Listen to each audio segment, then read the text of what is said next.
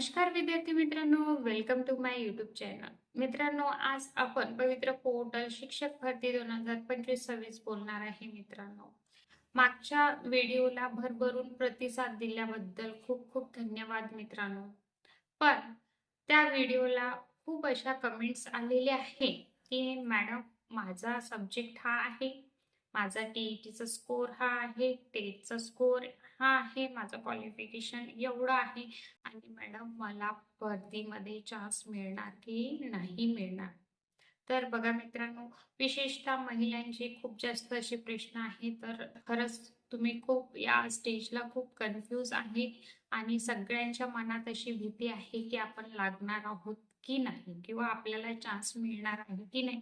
Even हाय स्कोरची पण, ज्यांना हाय score आहे टेटमध्ये, त्यांचे पण मला मेसेज येत आहे की मॅडम आम्हाला चान्स मिळणार की नाही. हाय स्कोर वाल्यांना माझं असं सांगणं आहे की एवढा स्कोर असल्यावर तुम्ही कॉन्फिडंट असले पाहिजे की एवढा मला स्कोर आहे आणि मी भरतीत लागणार. बघा मित्रांनो, जो सेफ स्कोर आहे, कट ऑफ मी ऑलरेडी टाकलेला आहे. मे बी मागे पुढे होऊ शकते, पण जर तुम्हाला सेफ स्कोर मी आता सांगू शकते, 120च्या वरचा जर स्कोर बघितला तुम्हाला, ज्यांना 120च्या वर मार्क्स आहे ते सेफ झोनमध्ये आहे आणि त्यांना 101% काय मिळणार मित्रांनो, चान्स मिळणार आहे. पण लक्षात ठेवायचं, प्रेफरन्स देण्यावर तुमचं सगळं डिपेंड आहे. ठीक आहे. प्रेफरन्सच्या बाबतीत प्रेफरन्स कसे येतात आणि आपल्याला नंबर वाईज आपण त्यांना प्रेफरन्स कसे देऊ शकता, याबद्दल मी स्पेशली व्हिडिओ बनवणार. डोंट वरी, जेव्हा इंटरव्ह्यूचा राऊंड येईल तेव्हा मी नक्कीच या गोष्टीवर मी व्हिडिओ टाकणार आहे. तर 120चा जो स्कोर आहे हा सेफ स्कोर म्हणून तुम्ही विदाउट इंटरव्ह्यू बद्दल बोलत आहे मी. 120च्या वर तुम्हाला स्कोर असेल तर तुम्ही सेफ झोन मध्ये आहे. विदाउट इंटरव्ह्यू मध्ये 100% तुम्हाला चान्स आहे. 120च्या खालचा जो तुमचे मार्क्स आहे त्यांना विथ इंटरव्ह्यू मध्ये 100% चान्स मिळणार आहे. फक्त तुम्ही कशी तयारी करता, डेमो कसे देता, कसं इंटरव्ह्यू देता, त्याच्यावर डिपेंड आहे की तुम्हाला चान्स मिळणार की नाही किंवा तुम्ही लागणार की नाही. राहिल्या गोष्टी असे की काहीतरी कमेंट्स असे येतात की पैशाशिवाय भरती होत नाही, पण 2022 मध्ये खूप अशी मी माझे कलिग्स बघितले विदाऊट पैसे पण लागलेले आहे. काही पैसे देऊन लागलेले आहे, काही विदाऊट पैसे देऊन लागलेले आहे. तो चॉईस सर्वत्व आपल्यावर असतो की आपल्याला काय करायचं आहे. तो तुमचा चॉईस आहे की तुम्हाला कसं जॉईन व्हायचं आहे आणि कसं नाही. जर पैशाची मागणी केली, स्पष्टपणे तुम्ही सांगू शकता की आम्हाला पैसे भरून लागणार नाही आहे. ह्या तुम्ही एक स्टेप उचलू शकता. कारण की आपल्यावर पण कुठेतरी गोष्टी असतात की आपल्याला काय करायचं आहे. तर त्या स्टेजला तुम्हाला कळायला पाहिजे. तुम्ही स्वतःचे निर्णय स्वतः तिथे तुम्हाला घेता आले पाहिजे की मला या स्टेजवर काय करायचं आहे. मला पैशाची मागणी होत आहे किंवा नाही होत आहे, किंवा माझं डायरेक्ट सिलेक्शन होत आहे. सगळ्यांचे अनुभव हे वेगवेगळे असतात. मला चांगले काही वाईट असे अनुभव आले. सगळ्यांनाच काही चांगले काही वाईट अनुभव येते आणि ह्या सगळ्यामधून आपल्याला जावंच लागतं.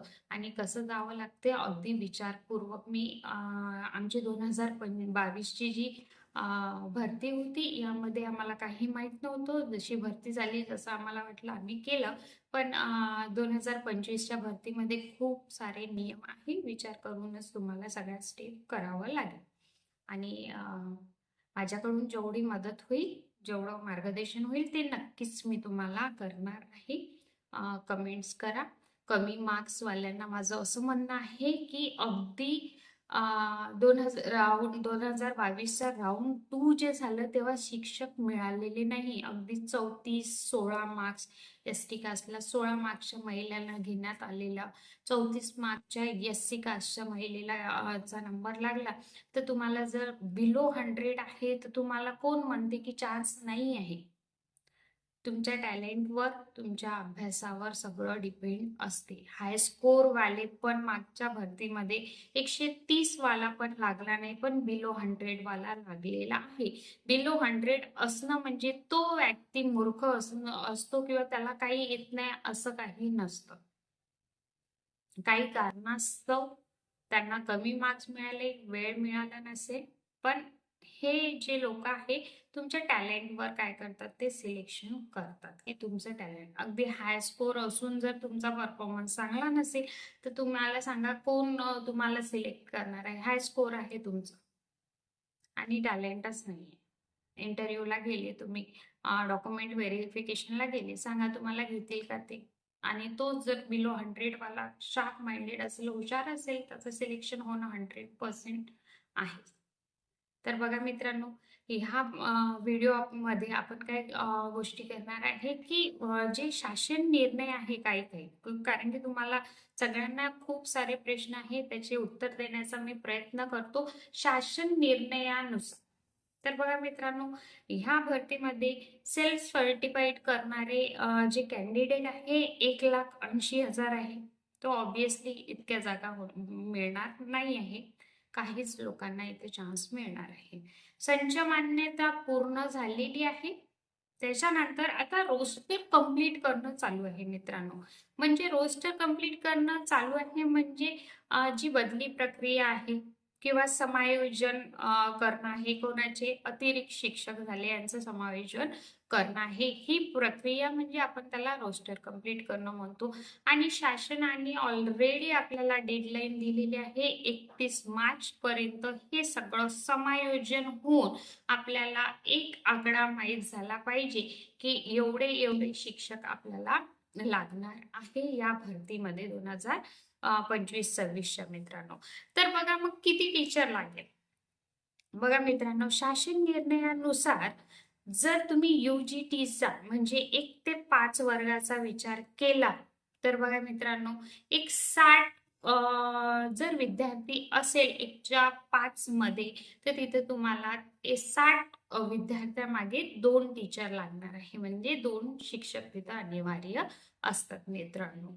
आणि पदवीधरसाठी तुम्ही GT साठी जर विचार करत असेल 6वी ते 8वी, तर इथे मित्रांनो 20च्या खाली जरी आकडा असला, म्हणजे 20च्या खाली संख्या असली कशाची, विद्यार्थ्यांची, एक 6वी ते 8वी वर्गात एक विद्यार्थी जरी असला किंवा 20 विद्यार्थी जरी असला तर या 20 विद्यार्थ्याच्या मागे एक शिक्षक असणं गरजेचे आहे. हे शासन निर्णयानुसार अशी शिक्षक भरती तुमची व्हायला पाहिजे.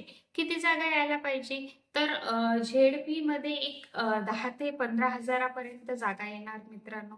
आणि राहिली गोष्ट खाजगी संस्थेची, तर खाजगी संस्थेमध्ये जास्त जागा येतात मित्रांनो.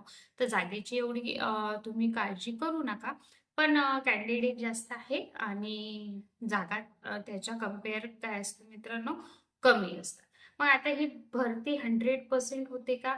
नाही.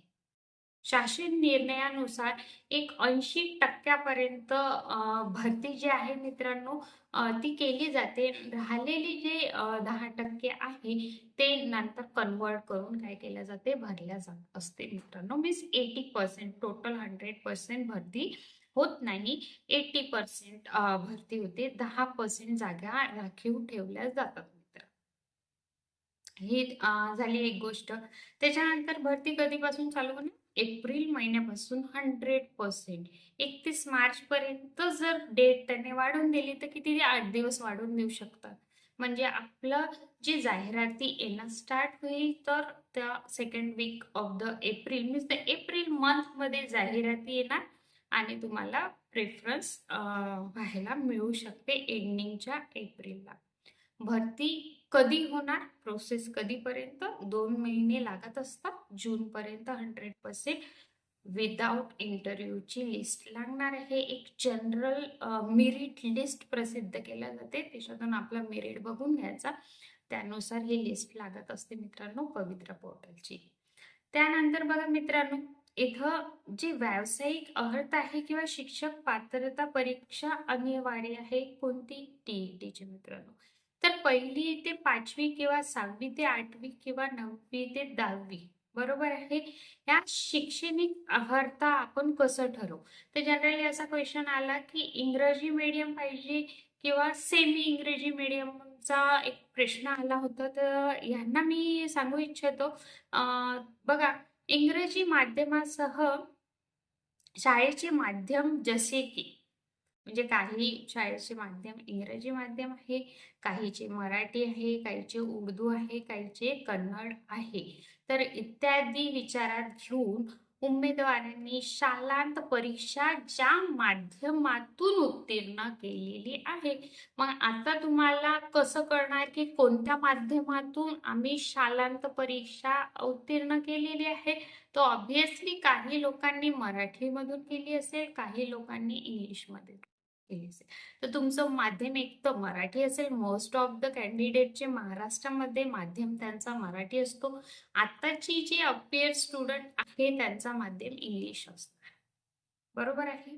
तर अशा उमेदवारांना बघा, माध्यमाच्या शाळेसाठी त्यांची उमेदवारी विचारात घेण्यात यावी. म्हणजे जे आपलं मीडियम आहे त्यानुसार उमेदवारांची जे हे आहे माध्यम आहे ते विचारात घेते.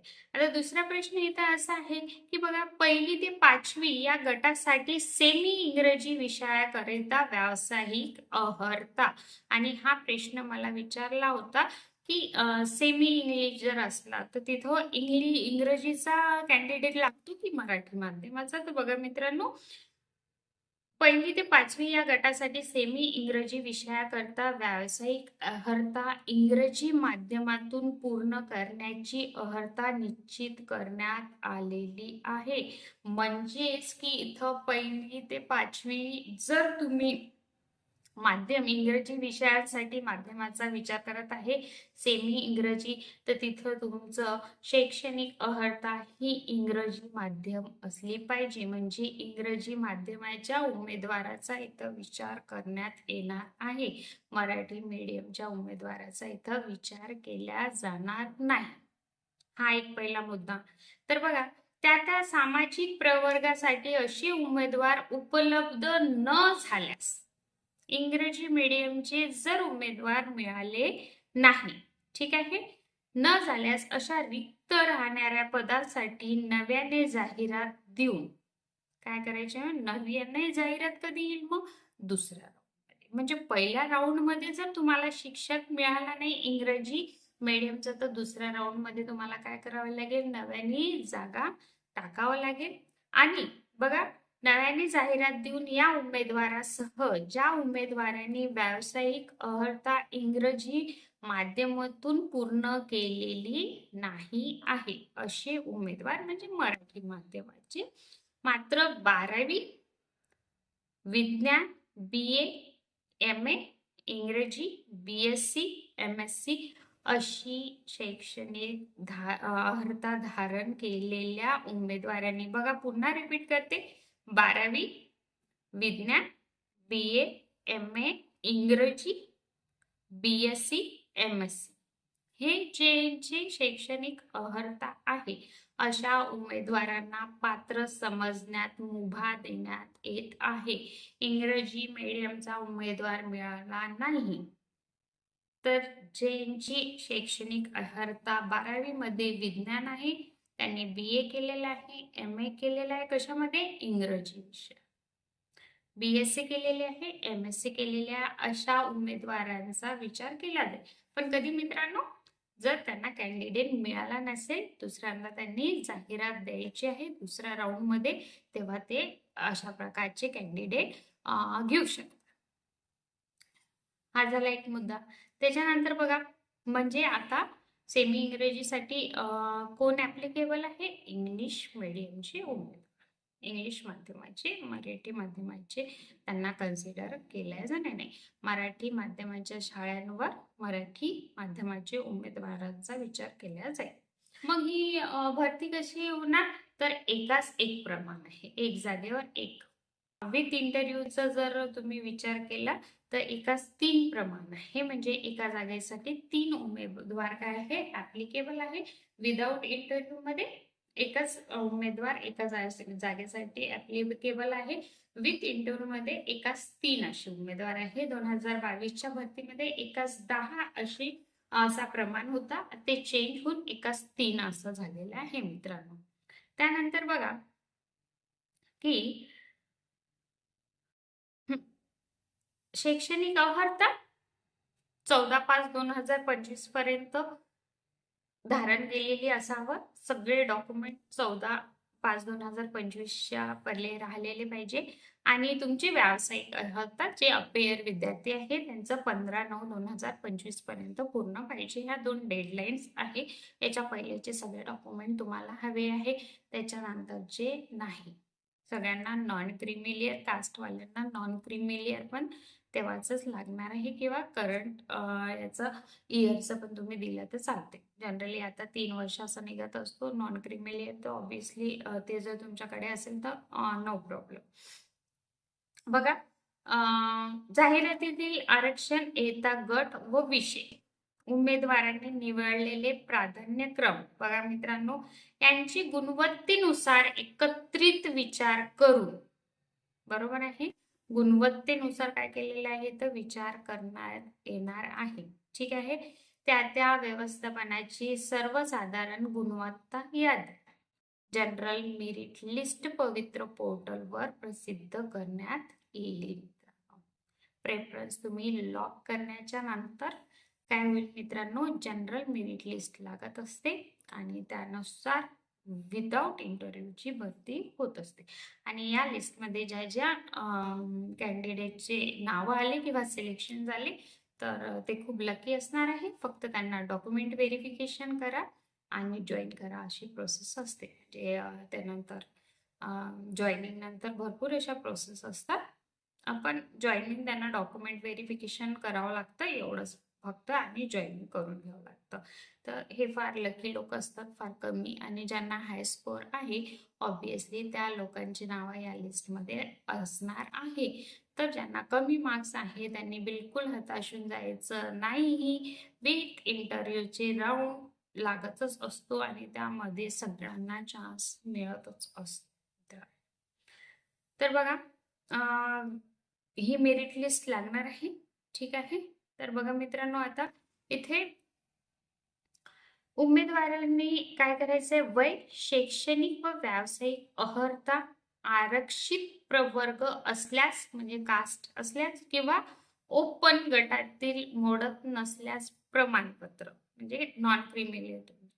जर दिव्यांग असेल तर दिव्यांग व्यक्तीचा, महिला असेल तर महिला, माजी सैनिक असेल, अंशकालीन प्रकल्पग्रस्त, भूकंपग्रस्त, खेळाडू, तसेच अनाथ इत्यादी संदर्भात न चुकता निसंदिग्धपणे दावा करणे आवश्यक आहे. जेव्हा रजिस्ट्रेशन केलं तेव्हा तुम्ही ह्या सगळ्या सर्टिफिकेट, जर तुम्ही दिव्यांग असेल तर दिव्यांगाचं सर्टिफिकेट तुम्हाला अपलोड करणं फार गरजेचं होतं. आणि रजिस्ट्रेशन करताना जर तुम्ही हे केलेलं नसेल तर तुम्हाला त्याचा काहीच फायदा होणार नाही. स्पष्टपणे तुम्हाला त्या जागेचा म्हणजे त्या गोष्टीचा फायदा बिलकुल होणार नाही, कन्सिडर केल्या जाणार नाही तुम्हाला, जर तुम्ही सर्टिफिकेट अपलोड केलेलं नसेल रजिस्ट्रेशन करताना. तर आताच विचार करा की तो रजिस्ट्रेशन करताना तुम्ही अपलोड केलेला आहे किंवा नाही. केलेला असेल तर नक्कीच तुम्हाला फायदा होईल, नाही केलेला असेल तर होणार नाही मित्रांनो. ठीक आहे. शिक्षक अभियोग्यता व बुद्धिमत्ता चाचणी 2025 या उमेदवारांना प्रवर्ग समांतर आरक्षण, बरोबर आहे, जसं की दिव्यांग किंवा अनाथ इतर बाबी नमूद केल्या आहेत. ठीक आहे. तर बघा, यांच्याकडे महाराष्ट्र राज्य परीक्षा परिषद पुणे यांच्याकडे सदर चाचणी अधिसूचना 25/4/2025 व सुधारित अधिसूचना दिनांक 13/5/2025 ला काय केलेलं होतं, शेवटच्या दिनांकापर्यंत काय केलेलं आहे, सगळे प्रमाणपत्र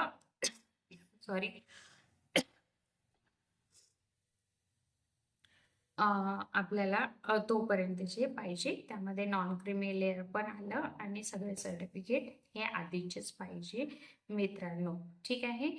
बघा, अनुसूचित जाती, अनुसूचित जमाती, खुल्या प्रवर्गातील महिला, बरोबर आहे. यांना काय लागणार आहे? नॉन क्रीमी लेअर लागणार आहे. आणि उन्नत व प्रकट गटात मोडत नसलेल्याचे प्रमाणपत्र म्हणजे नॉन क्रीमी लेअर प्राप्त असणे आवश्यक आहे. ओपनवाल्यांना नॉन क्रीमी लेअर लागत नाही, कास्टवाल्यांना नॉन क्रीमी लेअर लागणार आहे मित्रांनो. त्यानंतर बघा मित्रांनो, समांतर आरक्षण कोणाकोणाला मिळत असते? तर बघा, समांतर आरक्षणाचा प्रकार महिलांना 30% मिळतं, माजी सैनिकांना 15% असा असतो, अंशकालीन 10% असतो, प्रकल्पग्रस्त 5% असते, भूकंपग्रस्त 2% असते, खेळाडूंना 5% व अनाथांना 1% अशा प्रमाणे आरक्षण देण्यात येतं मित्र.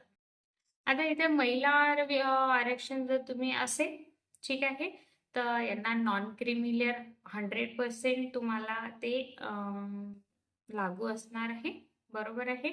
आणि जर महिलांना, बघा हा एक इम्पॉर्टंट पॉइंट आहे, मागासवर्गीय व्यक्तीशी आंतरजातीय विवाह केलेल्या महिलांना, जर तुम्ही कास्ट सोडून दुसऱ्याशी लग्न केलेलं आहे, दुसऱ्या कास्टमध्ये जर लग्न केलेलं असेल, तर अशा महिलांना काय करावं? कारण की भरपूर अशा कमेंट्स येतात की मॅडम, लग्नाच्या आधी आमचं दुसरं सरनेम किंवा दुसरं नाव होतं, आता लग्न झाल्यावर आमचं नाव चेंज झालेलं आहे, तर आम्ही काय करायला पाहिजे? एक तर तुमच्याकडे मॅरेज सर्टिफिकेट पाहिजे, दुसऱ्यानंतर तुम्ही गॅजेट बनवून घेऊ शकता की माझं मॅरेज झालेलं आहे, त्याबद्दल गॅजेट बनवून तुम्ही सादर केले तर तुम्हाला काहीच प्रॉब्लेम जाणार नाही. आणि युजली सगळ्यांकडे आता मॅरेज सर्टिफिकेट असते, तर तुम्हाला काहीच प्रॉब्लेम जाणार नाही जर नावात बदल असेल, तर त्याचं टेन्शन घ्यायची गरज नाही. मॅरेज सर्टिफिकेट सादर करा, मॅरेज सर्टिफिकेट नसेल तर एक गॅजेट तुम्ही बनवून घ्या त्याच्याबद्दल.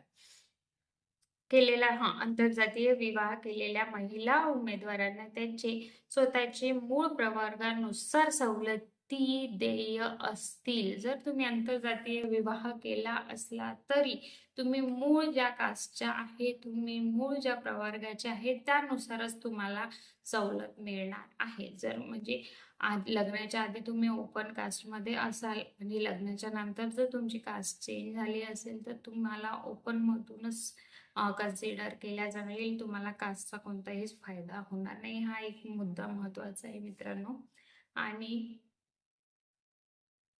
त्यानंतर बघा मित्रांनो, एक आवश्यक असा पॉइंट आपण घेऊ लहान कुटुंबाचे प्रमाणपत्र बद्दल. कारण की लहान कुटुंबाचे प्रमाणपत्र आपल्याला डॉक्युमेंट व्हेरिफिकेशनला आपण जेव्हा जातो किंवा इंटरव्ह्यूला जातो, तेव्हा आपल्याला लहान कुटुंबाचं प्रमाणपत्र पण सादर करावं लागत असतं. तर उमेदवारांच्या हयात अपत्याची संख्या जर मॅरिड असले तर 2 पेक्षा अधिक असल्यास तर, ठीक आहे, म्हणजे 2चाच नियम आहे. तर दिनांक 18 मार्च 2006 व तदनंतर जन्माला आलेल्या 2006च्या नंतर जन्माला आलेल्या अपत्यामुळे उमेदवारास शासकीय सेवेतील नियुक्तीसाठी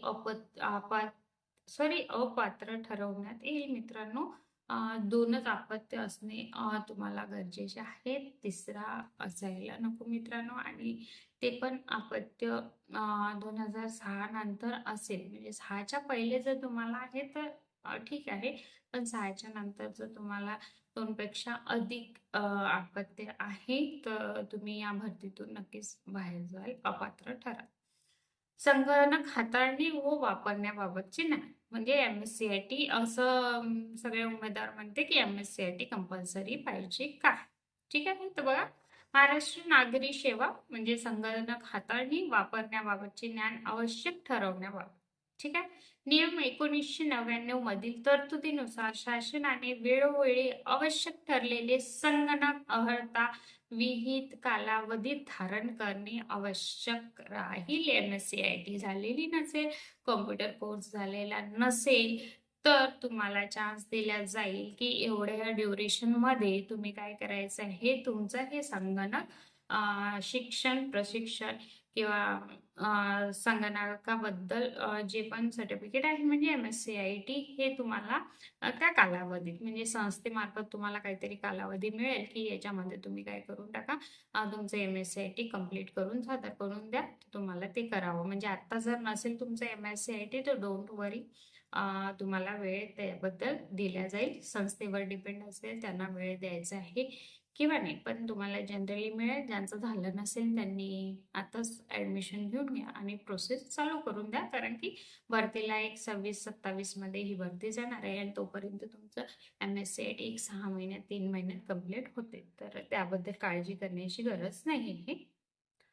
बघा, प्रमाणपत्र पडताळणीच्या वेळी उमेदवारांनी पात्रतेसंदर्भात सादर करण्याचे कागदपत्र कोणकोणते पाहिजे मित्रांनो? बरोबर आहे.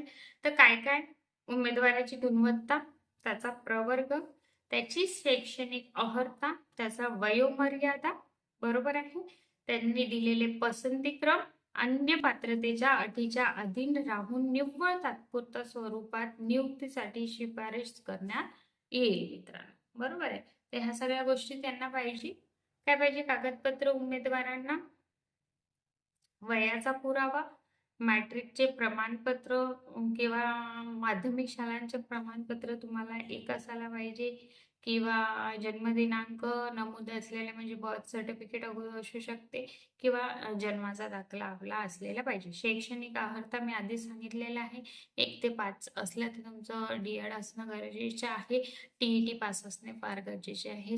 1 ते 8 साठी TET किंवा CTET दोन्ही मधून एक काहीतरी तुम्ही पास असणं फार गरजेचे आहे मित्रांनो. हे शैक्षणिक अर्हता आहे. 108 साठी 9 ते 12 साठी तुम्हाला पदवीधर असणे फार गरजेचे आहे. त्याच्यासोबत तुम्ही BEd असणे फार गरजेचे आहे. तुम्हाला CTET किंवा TET नसले तरी चालते. 9 ते 12 साठी हे TET किंवा CTET पास असणे गरजेचे नाही मित्रांनो.